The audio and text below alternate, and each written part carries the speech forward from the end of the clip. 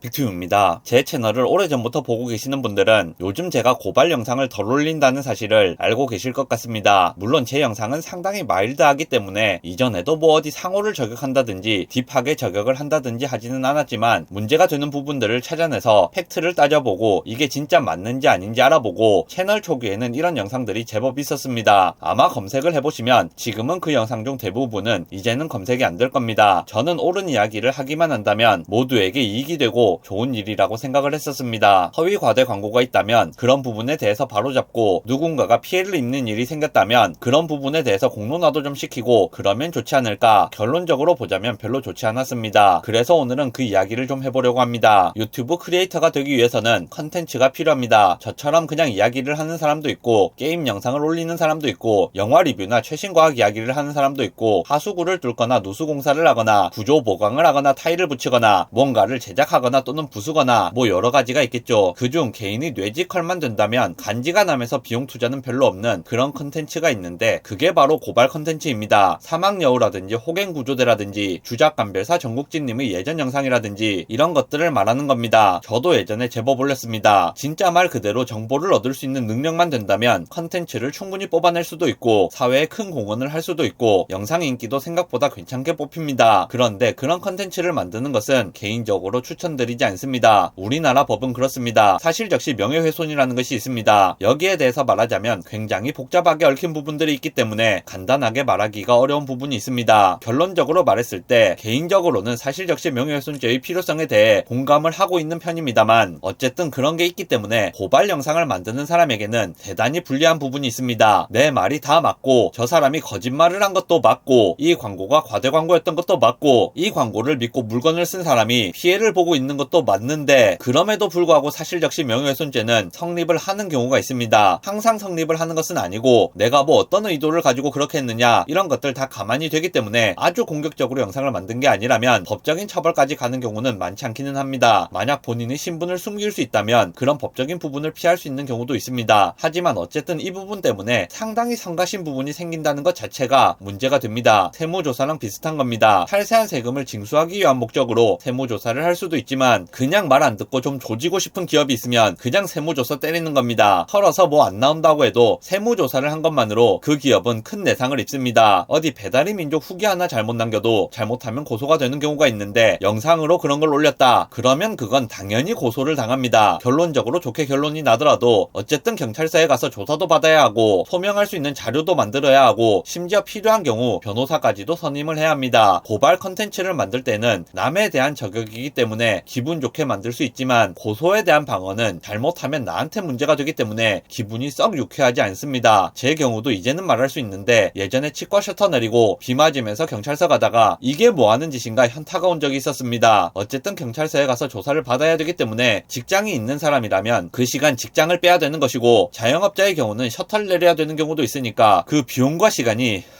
빅튜브 영상이 한동안 거의 안 올라왔던 때가 있었는데 결국 일은 깔끔하게 잘 끝났지만 그때 진짜 현타가 세게 와서 영상을 만들 생각이 안 들었었습니다. 마침 그 타이밍에 다행히 친한 분이 금융치료를 해준 덕분에 여러분은 이 영상을 보고 계시는 겁니다. 사실 역시 명예훼손만 있는 것이 아니고 영상 만들 때 조금만 삐끗해도 그냥 진짜 명예훼손이 될 수도 있는 겁니다. 그리고 보통 우리가 저격하는 대상이 어떤 상품이라든지 회사라든지 그렇기 때문에 영업방해도 같이 걸리는 경우가 많습니다. 회사 영업방해 걸리게 되면 형사상의 문제도 문제지만 나중에 그 손해만큼을 민사로 내가 물어내야 될 수도 있습니다. 손해 산정 어떻게 잘못되면 영상 하나로 패가 망신할 수도 있는 겁니다. 그런데 그건 어쩔 수 없죠. 내가 올린 영상 하나로 그 회사는 패가 망신할 수도 있는 상황이었으니까 자업자득인 겁니다. 예전에는 이 생각을 제가 잘 못했던 것 같고 지금은 반성하고 있습니다. 상대가 잘못을 했든 안 했든 내가 올린 영상으로 인해 어떤 사람은 큰 어려움을 겪게 될 수도 있다. 상호 다 가리고 아무도 못 알아보게 올리면 되겠지. 당연히 그런 줄 알았는데 아닌 경우도 있나 봅니다. 내가 저격 영상을 올리고 고소를 안 당할 거라고 생각한다. 그건 너무 아니란 생각 같습니다. 내가 어떤 영상을 올림으로 인해서 상대방은 커다란 손해를 보게 됩니다. 상대방 입장에서는 본인이 잘못을 했든 안 했든 어쨌든 큰 금전적 손실이 발생하게 되고 그 손실에 대한 대응을 안 할 수는 없는 겁니다. 지금 당장 회사나 자영업이 망하게 생겼는데